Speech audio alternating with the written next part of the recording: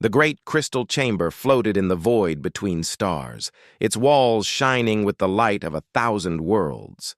Inside, 12 beings sat around a circular table made from pure starlight. Each one represented a different alien race that ruled the galaxy. They called themselves the Galactic Council, and they had been in power for over 10,000 years. Elder Zixthera stretched his long, thin arms and yawned. His silver skin sparkled as he moved. As the leader of the ethereal dominion, he was used to boring meetings. Today felt no different. The other council members were talking about trade routes and mining rights, just like they did every week. "Next item," announced the council's computer in a flat voice. "Request for audience from species designation, human, origin, Sol system, Orion arm, outer rim." Several council members made sounds that might have been laughter in their own languages. Zixthara's 4 eyes rolled in different directions. Humans. These were the newest species to discover space travel.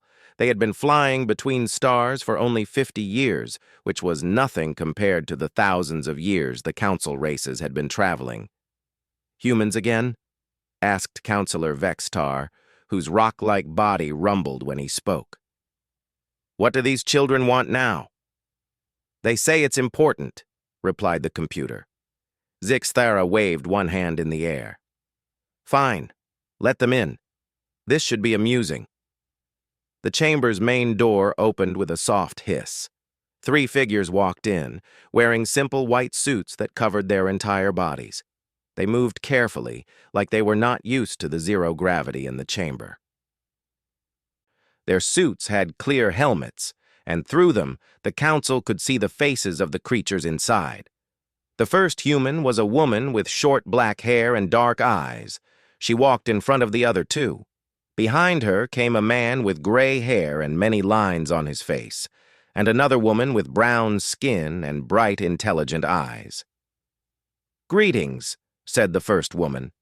Her voice came through a small speaker on her suit. "I am Ambassador Chen, representing the United Nations of Earth. With me are Admiral Reyes and Dr. Okafor." Zixthara leaned back in his floating chair. "Welcome, humans. We are honored by your visit to our council."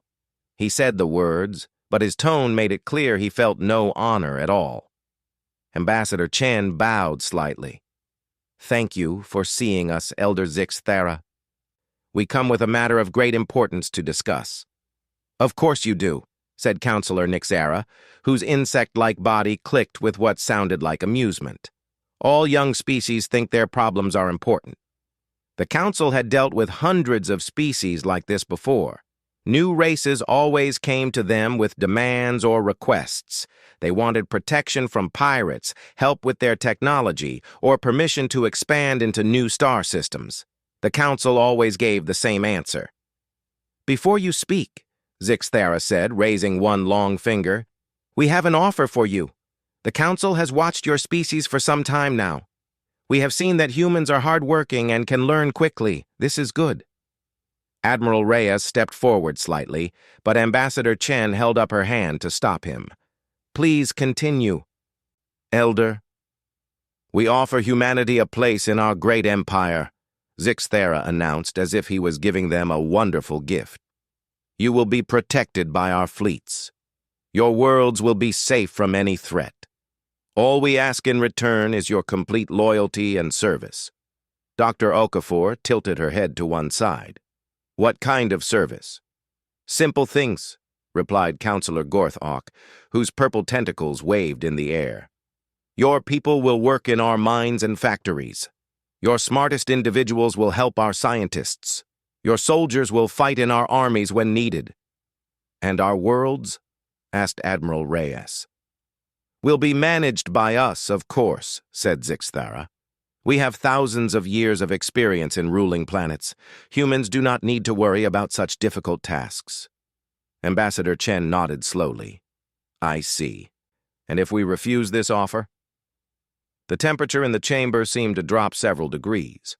All 12 council members looked at the humans with expressions that ranged from surprise to anger. No one had ever refused their offer before. Refuse? Zixthara's voice became sharp. Child species, you do not understand. This is not a request or a choice. This is how things work in our galaxy. Strong species rule, weak species serve. It has always been this way. We have given you the chance to join willingly, added Counselor Vextar, his rocky fists pounding on the table. That is more than we usually offer. Usually? Dr. Okafor asked quietly. Most species fight us first, explained Counselor Nixara. They send their little fleets against our mighty armadas. They always lose, of course. Then we take their worlds anyway, but with much less kindness. Zixthara leaned forward, his 4 eyes focusing on Ambassador Chen. We know everything about your species, human. You have been in space for only 50 years. Your ships are slow and weak. Your weapons are primitive. You have no allies and no one to help you. We offer you peace and protection, said another counselor. All you must do is accept your place in the natural order. Serve us, and your species will survive. Fight us, and your species will be remembered only as a warning to others.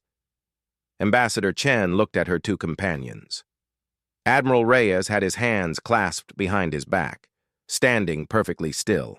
Dr. Okafor was holding a small device in her hands, its screen glowing softly. This natural order you speak of, Chen said finally, how many species have accepted it? All of them. Eventually, replied Zixthara with satisfaction. 43 intelligent species now serve the Council faithfully. They have learned that cooperation brings peace and prosperity. And those who initially refused? Zixthara's expression became cold. Most learned wisdom before it was too late. A few did not. The Kalari, for example, fought us for 3 years. Their homeworld is now a mining colony. The Zorvak tried to hide in the outer systems. We found them. They no longer exist as a species. Ambassador Chen smiled then. It was a strange expression. Not happy or sad, but something else entirely. Something that made several council members shift uncomfortably in their seats. Thank you for being so honest with us, she said. We appreciate knowing exactly where we stand. Ambassador Chen's smile remained fixed on her face as she looked around the crystal chamber. The 12 council members waited for her response, clearly expecting her to beg for mercy or ask for more time to consider their offer. Thank you for explaining your position so clearly, Chen said, her voice steady and calm. However, we must respectfully decline your generous offer. For a moment, silence filled the chamber. Then the council members began making various sounds that their translators turned into laughter. Zixthara's thin frame shook with amusement, while Counselor Vexitar's rocky body rumbled like an earthquake. Decline? Zixthara repeated, wiping moisture from his 4 eyes. Child species, you are confused. This was not a request you can refuse. This is simply how things will be. Admiral Reyes stepped forward, his weathered face showing no emotion. Ambassador Chen spoke clearly, Elder. We decline. Counselor Nixara's insect eyes gleamed with something that might have been hunger. These humans are even more foolish than most new species. They actually think they have a choice in this matter. Perhaps they need a demonstration, suggested Counselor Gorthak, his purple tentacles writhing excitedly. A few of their colonies destroyed might help them understand reality. Dr. Okafor looked up from the small device she had been holding. Before you make any hasty decisions, there are some things you should know about us. Zixthara gestured dismissively. What could a primitive species possibly tell us that we do not already know? We have observed your pathetic civilization. You barely achieved nuclear fusion 50 years ago. Your ships move slower than our cargo vessels. That's true, admitted Dr. Okafor. 50 years ago, we were exactly as primitive as you believed. But we've been learning. She pressed a button on her device. The air above the council table shimmered, and suddenly a 3-dimensional image appeared. It showed star charts, fleet positions, and detailed information about each council member's homeworld. "We've been listening," Chen said simply. "For the past 50 years, we've been intercepting every signal you broadcast, every military communication, every diplomatic message, every scientific transmission." The laughter in the chamber died instantly. Councillor Vextar's rocky fists clenched. "Impossible. Our communications are encrypted with quantum security protocols." Dr. Okafor nodded. "Yes, they are. It took us about 12 years to break them completely. Another 8 to build the technology needed to monitor your entire communication network without being detected." The holographic display shifted, showing detailed intelligence files on each council species. Population numbers, industrial capacity, fleet strengths, defensive positions, trade routes, and resource allocation. Information that should have been impossible for humans to obtain. "This cannot be real," Zixthara said, but his voice had lost its confident tone. "Your species lacks the technology for such surveillance." "We do now," replied Admiral Reyes. "Amazing what you can accomplish when you know exactly what you're facing." The display changed again, showing historical data going back thousands of years, records of the 43 species that had been conquered by the Council, details about their populations, their cultures, their final battles. "The Kalari," Chen said, pointing to one file. "A peaceful species that developed art forms we can barely imagine. You told them to surrender their homeworld for mining. When they refused, you bombarded their cities from orbit. The survivors were forced to work in the same mines that destroyed their planet." "The Zorvak," she continued, indicating another file. "They tried to hide in the outer rim, just wanting to be left alone. Your fleets hunted them down systematically. Not just their military, but their civilian populations. Their children. You called it removing a future threat." Councillor Nixara's insect features twitched. "How do you have access to these records? They are classified at the highest levels." "Everything is accessible if you know how to look," Dr. Okafor said. "Your security is based on the assumption that no one could match your technology. That assumption was wrong." The hologram expanded to show even more disturbing information. Medical experiments performed on conquered species, forced genetic modifications, programs designed to make enslaved populations more compliant and less intelligent. The Threxia were modified to be better workers in toxic environments, Chen read from the display. The modification process had a 90% mortality rate. The survivors can no longer reproduce naturally. The Palin children are taken from their families at age 5 and raised in conditioning centers, Admiral Reyes added, his voice hard with controlled anger. "They're taught to see their own species as inferior and to worship the Council as gods." Zixthara stood up abruptly, his silver skin now pale with shock. "You cannot have this information. Our databases are protected by systems that would take centuries to break." 37 years, actually, Dr. Okafor corrected, "though we had help." "Help?" Several council members asked at once. Chen's smile became sad. "Did you think the species you conquered would never fight back? That they would never try to contact other species who might oppose you?" The hologram showed a new image. Communication logs between humans and members of the conquered species. Secret messages passed through hidden channels. Intelligence shared by resistance groups that had operated in shadows for decades. "The Threxia mining crews in the Rigel system," Chen explained. "They've been broadcasting resistance frequencies for 20 years. The Palin Underground has detailed maps of your military installations. The Kalari survivors maintain hidden archives of their lost civilization. Every species you've conquered has been waiting for someone strong enough to help them," Admiral Reyes said. "Someone who could stand against you. They've been feeding us information, helping us understand your weaknesses." Councillor Gorthak's tentacles thrashed violently. "Even if this is true, what do you think you can accomplish? You are one species against 12. Your fleet consists of a few hundred primitive vessels. Dr. Okafor looked at her device again. Actually, our current fleet strength is classified information. But I can tell you that those few hundred ships you detected were only our scouts.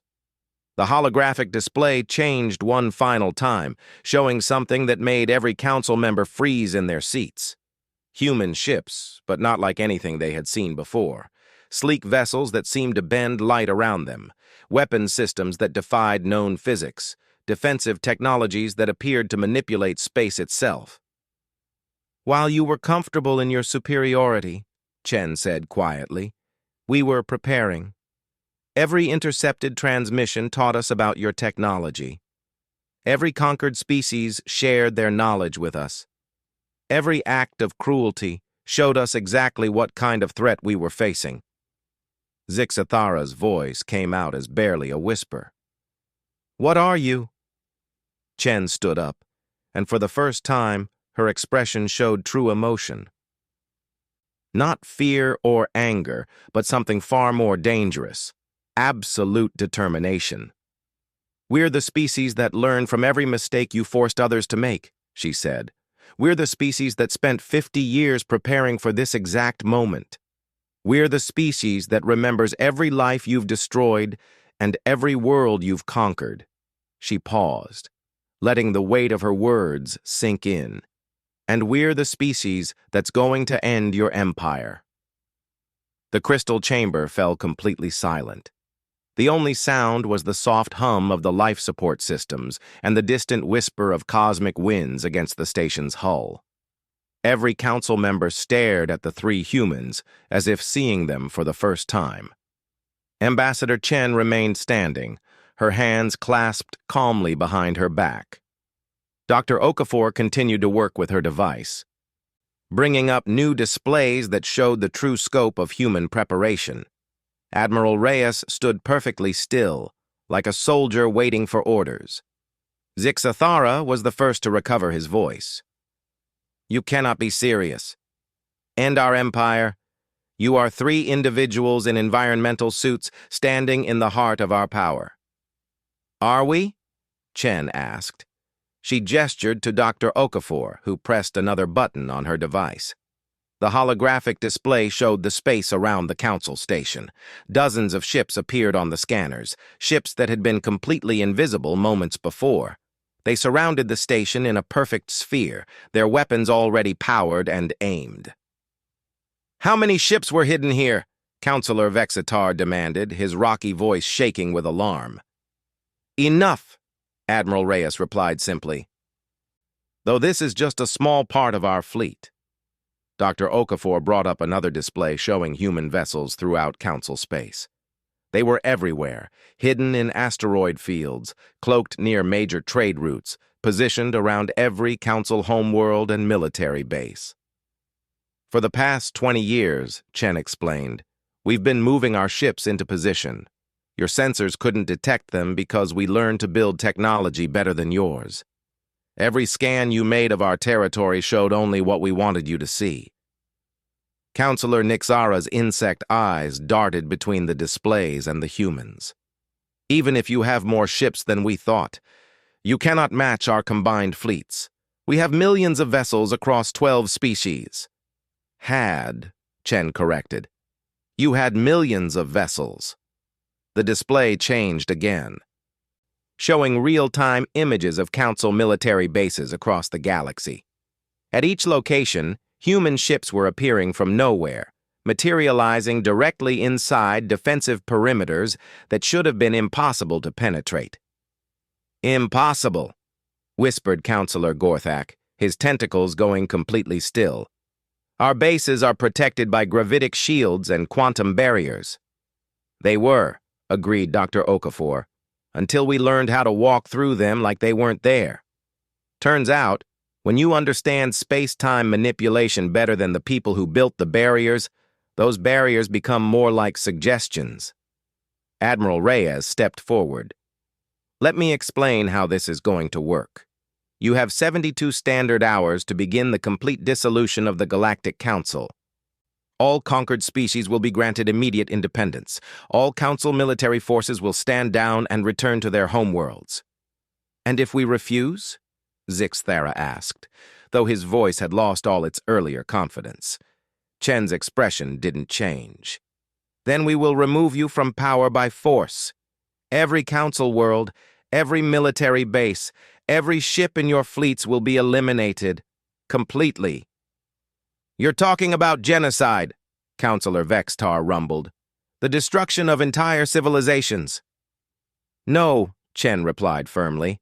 We're talking about the removal of a tyrannical government. The people of your worlds will be left unharmed as long as they don't interfere with the liberation process. Dr. Okafor brought up detailed files on each Council member's personal background. Military records, political history, personal crimes committed during their rise to power.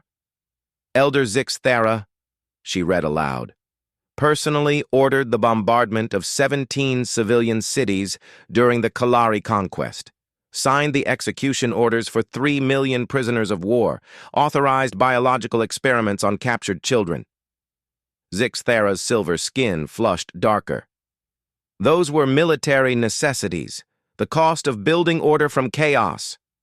Councillor Vextar, Dr. Okafor continued, supervised the forced labor programs that worked 4 billion beings to death in the crystal mines of Arcturus. When workers tried to organize for better conditions, he had their families executed as examples. The rocky being's fists clenched. Economic development requires sacrifice. Councillor Nixara, Dr. Okafor went on, developed the psychological conditioning programs used to break the spirits of conquered populations. Her techniques were specifically designed to cause maximum mental trauma while keeping the victims functional as workers. Each revelation hit the Council members like physical blows. Information they thought was buried in classified files was being read out like a public accusation. Admiral Reyes began speaking in a voice like cold steel. For 50 years, we've been watching you commit these crimes. We've seen every act of cruelty, every display of sadistic power, every time you chose to cause suffering when mercy would have served just as well. We tried the peaceful approach first, Chen added. We sent diplomatic messages offering trade and friendship. Your response was to send scout fleets to probe our defenses and plan our conquest, so we prepared for what we knew was coming. The holographic display showed the true scope of human military preparation. Massive shipyards hidden in the deep space between galaxies. Weapons testing facilities built inside artificial pocket dimensions. Training grounds where human soldiers learned to fight against every known Council tactic. We studied every species you'd conquered, Dr. Okafor explained. We learned from their mistakes. We built technology specifically designed to counter your advantages. We prepared for a war that you started the moment you decided our independence was not acceptable. Councillor Gorthak's tentacles writhed in panic. You cannot possibly hope to govern the galaxy yourselves. You have no experience with managing multiple species and complex trade networks. Chen laughed, but it was not a pleasant sound. We're not interested in governing anyone. We're interested in freeing them. The display showed plans for the post-Council galaxy, independent species forming voluntary alliances, trade agreements based on mutual benefit rather than exploitation, defense pacts between equals rather than domination by the strong. Every species that was conquered will be given the choice of complete independence or voluntary association, Admiral Reyes explained. No one will be forced to serve anyone else. No one will be stripped of their resources for the benefit of others. And the Council species? Zixthara asked quietly. Will be given the same choice as everyone else, Chen replied. Your people can return to their homeworlds and live in peace. They can trade with other species on equal terms. They can develop their cultures without needing to dominate others. But not you, Dr. Okafor said, looking directly at the Council members. You personally will stand trial for crimes against sentient life. The evidence against you will be presented to representatives of every species you've harmed. Counselor Nixara's insect features twitched. And if we're found guilty? Then you'll face the consequences that you've avoided for thousands of years, Admiral Reyes said simply. Chen checked a timepiece on her wrist. You now have 71 hours and 58 minutes to begin the dissolution process. Our ships are already in position around every major council installation. Our forces are ready to move at a moment's notice. She looked around the chamber one final time. You taught the galaxy that might makes right. You showed every species that strength is the only thing that matters. You demonstrated that the weak exist only to serve the strong. Her smile returned, cold and certain. Congratulations. You've created the strongest predator this galaxy has ever seen, and we've learned all our lessons from the very best teachers. The three humans turned and walked toward the chamber's exit. Just before they reached the door, Chen stopped and looked back. 72 hours, Council. Choose wisely. The door closed behind them with a soft whisper, leaving the 12 most powerful beings in the galaxy alone with their fear. 12 hours after the humans left the council chamber, the response came exactly as Ambassador Chen had predicted. The council would not surrender. Instead, they ordered their combined fleets to mobilize and crush the human threat before it could spread to other species. Admiral Cathex of the Ethereal Dominion commanded the first attack force. His fleet consisted of 3,000 ships, the pride of the Council's military might. Each vessel was a kilometer long, armed with weapons that could shatter planets and protected by shields that had never been broken. Cathex stood on the bridge of his flagship, watching the tactical displays with confidence. His orders were simple. Locate the human fleet and destroy it completely. Leave no survivors to spread their dangerous ideas of resistance. Admiral, reported his sensor officer, we're approaching the Sol system. No sign of human ships in the outer sectors. Cathex nodded. The humans were probably hiding near their homeworld, hoping their primitive defenses could protect them. It was a common mistake made by species that had never faced the full power of a council armada. All ships prepare for final approach, Cathex ordered. Weapon systems to full power. When we find their fleet, I want them vaporized before they can even think about surrendering. The 3,000 ships moved forward in perfect formation. They had fought together for decades, conquering species after species. No force in the galaxy could stand against them when they attacked as one. Contact! The sensor officer suddenly announced. Single ship, dead ahead. It's not moving. Cathex frowned. One ship? Where was the rest of the human fleet? Display it on screen. The main viewer showed a human vessel floating alone in space. It was smaller than a council destroyer, painted pure white with no visible weapons or defenses. It simply sat there, as if waiting for them. Admiral, the communications officer called out, the human ship is broadcasting a message. Put it through. A human voice filled the bridge, calm and professional. This is Captain Sarah Morgan of the Earth Defense Ship Resolute. You have entered human space without permission. Turn around and leave immediately or face the consequences. Cathex and his crew stared at the display in disbelief. One tiny ship was ordering 3,000 council vessels to retreat. The arrogance was almost amusing. Human vessel, Cathex transmitted back. You are outnumbered 3,000 to 1. Surrender now, and your death will be quick. Negative, Captain Morgan replied. You have been warned. What happens next is your choice. Cathex had heard enough. All ships, open fire. Destroy that vessel. 3,000 ships turned their weapons toward the lone human ship. Energy beams that could slice through moons converged on the small white vessel. The combined firepower was enough to destroy an entire planet. The beams struck the human ship and simply disappeared. Not reflected, not absorbed. They just ceased to exist the moment they touched the hull. The ship remained completely undamaged. What? Cathex stared at his displays. Fire again! All weapons! The second barrage was even more intense. Plasma cannons, particle beams, quantum torpedoes, gravitational disruptors.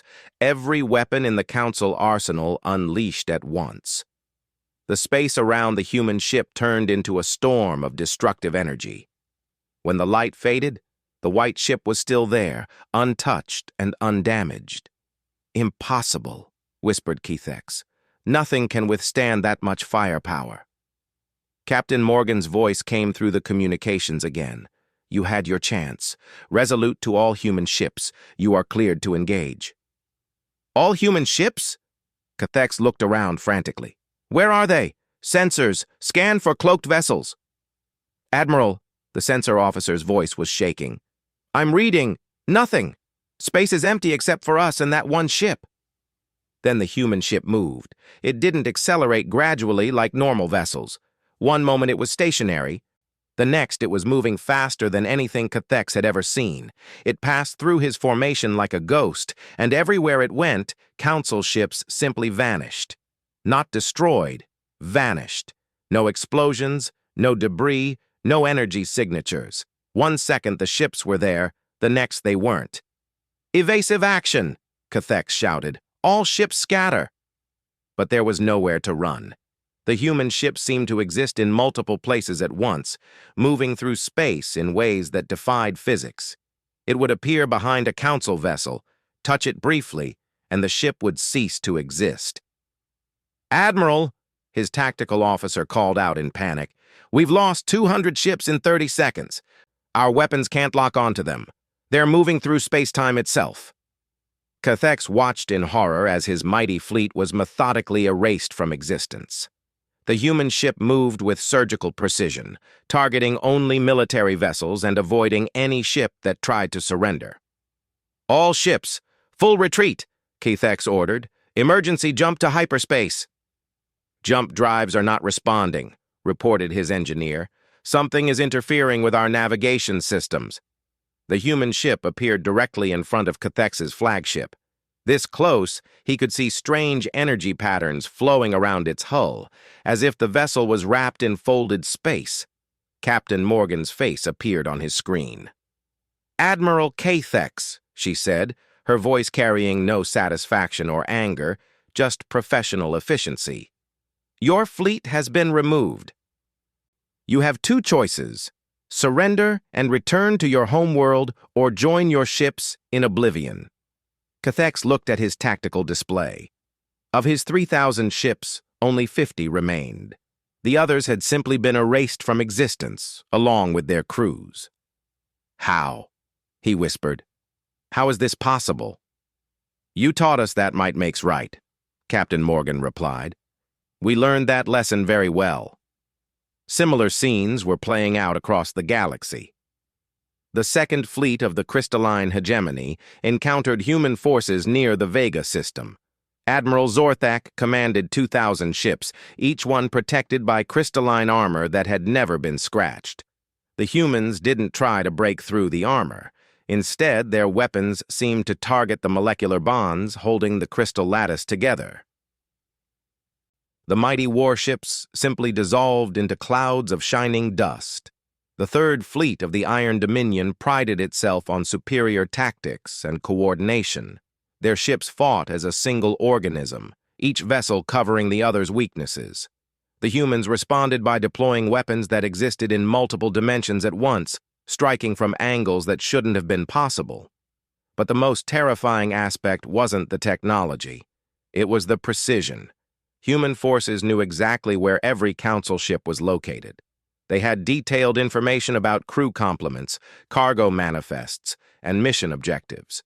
They fought with the methodical efficiency of accountants balancing books. And they were selective. Ships carrying prisoners were carefully disabled and boarded, their captives freed. Vessels with non-combatants were escorted to safety. Only Council military assets were targeted for destruction. Admiral Arvak of the Hive Collective had commanded fleets for 3 centuries. He had conquered 40 star systems and never lost a battle. As he watched his ships disappear one by one, he sent a desperate message to the Council. "This isn't a battle," he transmitted. It's an extermination. These humans aren't just more advanced than us. They're operating on a completely different level. They've turned war into a science, and we're just lab specimens. Across Council space, the pattern repeated. Fleets that had never known defeat were eliminated with surgical precision. Military bases that had stood for millennia were dismantled piece by piece. The humans moved through Council defenses like they weren't there. Within 18 hours, the Council had lost 60% of their total military strength, not to glorious battles or heroic last stands, but to a force that seemed to exist outside the normal rules of reality. In the Crystal Chamber, the surviving Council members watched the reports with growing horror. Species that had ruled the galaxy for thousands of years were being reduced to helpless observers in a matter of hours. "They're not conquering us," Zixthara said quietly, staring at the tactical displays. "They're processing us, like we're a problem that needs to be solved." Councillor Vextar's rocky body was trembling. How did they become so powerful so quickly? 50 years ago, they were using chemical rockets. The answer came from an unexpected source, a transmission from one of the freed prisoner ships, where a surviving Kalari scientist had been held for decades.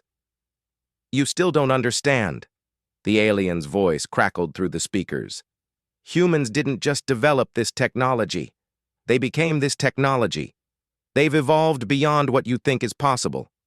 And they learned it all from watching what you did to us." 71 hours after the ultimatum, Elder Zixthara stood alone in the Council chamber. His fellow Council members were gone, some dead, others captured. A few fled to the outer rim in stolen ships. The crystal walls that had once shone with the light of 1,000 conquered worlds now reflected only the cold gleam of emergency lighting. The door opened with a soft whisper. Ambassador Chen entered, but she was no longer wearing an environmental suit. The chamber's atmosphere had been adjusted to accommodate human needs hours ago, just one of many small changes that showed who was really in control now. "Elder," Chen said, her voice neither cruel nor kind, just tired. "You're the last one." Zixthara's 4 eyes looked up at her from his seat at the table. His silver skin had lost its shine, and his long limbs trembled slightly. "The others?"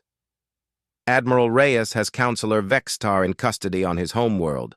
Dr. Okafor is overseeing the trial preparations for Councillor Nixara and her associates.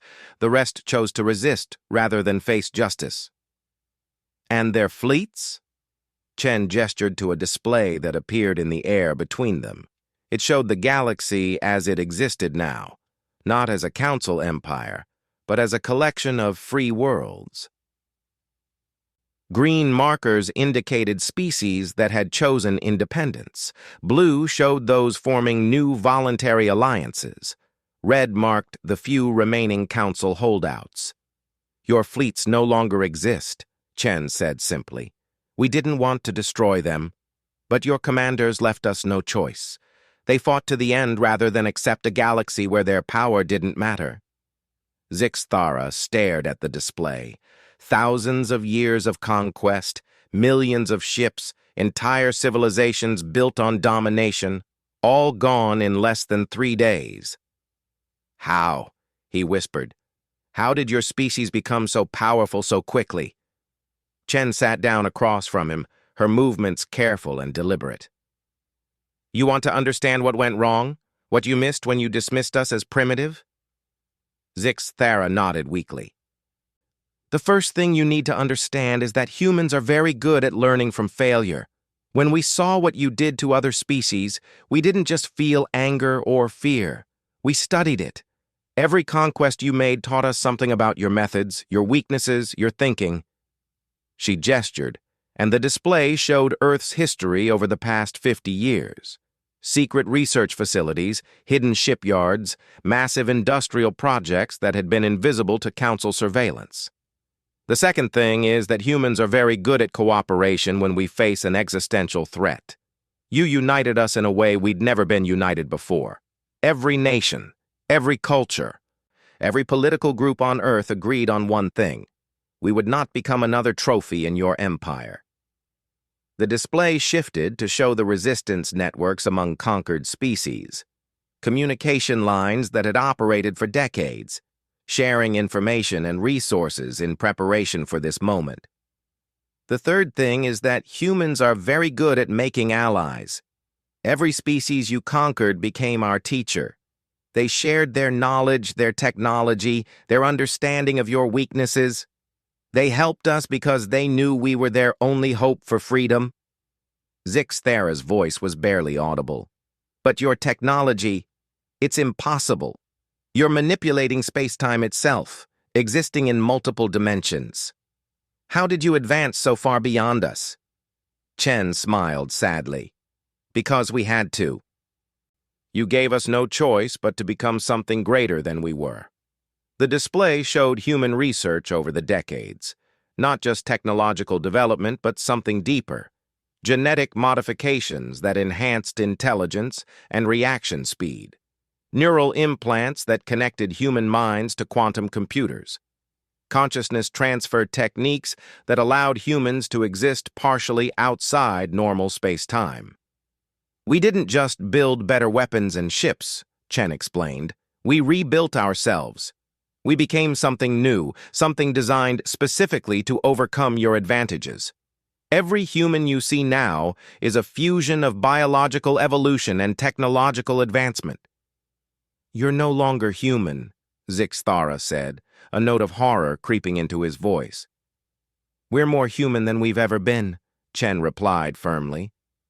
We kept everything that made us who we are, our compassion, our sense of justice, our ability to cooperate and protect those weaker than ourselves.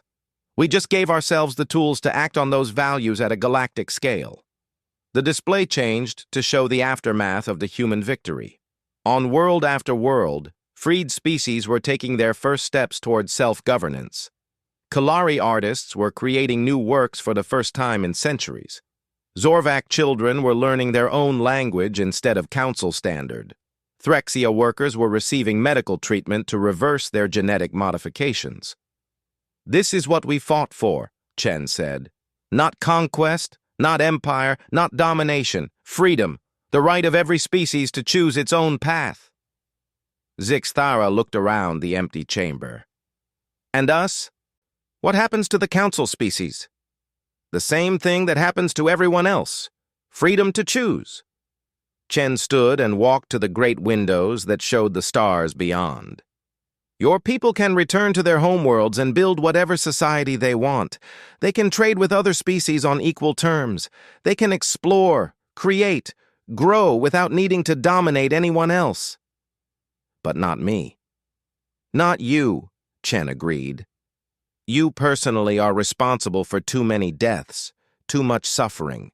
You'll stand trial, along with the other council leaders we captured. The evidence will be presented. The victims will have their voices heard. And if I'm found guilty, Chen turned back to face him, then you'll face the consequences you've avoided for centuries, but fairly, with legal representation, with due process, with all the rights you denied to others. Zixthara was quiet for a long moment. When he spoke again, his voice was different, smaller, older, somehow more real. I thought we were bringing order to chaos. The galaxy was violent and unpredictable. Weaker species fought among themselves, wasted resources on conflicts that served no purpose. We offered stability, structure, peace. You offered slavery, Chen corrected. You took freedom from billions of beings and called it peace. Perhaps, Zixthara admitted. But what you've built, can it last? Will these free species not fall back into conflict without someone to guide them? Chen walked back to the table and activated the display one more time. It showed the new galactic civilization taking shape. Voluntary alliances based on mutual benefit, trade agreements between equals, defense pacts that protected without dominating. Maybe some will fight, she said. Freedom includes the freedom to make mistakes, but it also includes the freedom to learn, to grow, to become something better. We're not going to rule them. We're going to protect them while they figure things out for themselves. And if someone else tries to build another empire, Chen's expression hardened slightly, then they'll discover what you learned. Human ships still patrol the galaxy. We're watching. We're listening. We're ready. She moved toward the door, then paused. The trial will begin in 30 days. You'll be transported to a neutral world where representatives from every species you harmed can hear the evidence and decide your fate. Will I be allowed to speak in my defense? Of course. Everyone deserves that right, even those who denied it to others. Chen reached the door, then looked back one final time. Elder Zixthara, there's something else you should know. Something that might help you understand why we did this the way we did. What? Before we acted, we tried one more time to find a peaceful solution. We sent diplomatic messages offering cooperation instead of conflict. Do you know what your response was? Zixthara's silver skin grew pale. I remember. We sent scout fleets to probe your defenses. We began planning your conquest. You started a war with a species that could have been your ally, Chen said quietly. You forced us to become your enemy when we wanted to be your friend. Everything that happened after that was your choice, not ours. The door closed behind her, leaving the last council elder alone with the weight of his civilization's choices. Outside the station, human ships maintained their silent vigil over the galaxy, not as conquerors, but as guardians, watching over a new age where strength served justice, where power protected the weak, and where the strong had learned to be worthy of their strength. The message was clear to any who might hear it. The galaxy was free, and it would stay that way. In the depths of space, Captain Sarah Morgan sat on the bridge of the Resolute, watching the stars. Her ship had been the first to engage Council forces, and now it would be among the last to stand down from combat alert. Captain, her communications officer reported, we're receiving messages from across the galaxy. Freed species sending thanks. New governments asking for guidance. Children who will grow up free because of what we did. Morgan nodded, feeling the weight of responsibility that came with victory. Send replies to all of them. Let them know we're here if they need us, but their future is their own to build. She looked out at the stars again, at a galaxy that was learning to be free. It would be a long and difficult process, but for the first time in millennia, every species had the chance to choose its own destiny. And watching over them all, humanity kept its promise. Never again would the strong prey upon the weak. Never again would might make right. Never again would genocide hide behind the mask of order. The Council had frozen in terror when they realized humanity had come for total eradication. But what they never understood, even at the end, was that humanity hadn't come to eradicate a people. They had come to eradicate an idea, the idea that the strong had the right to rule the weak, and in that, they had succeeded completely.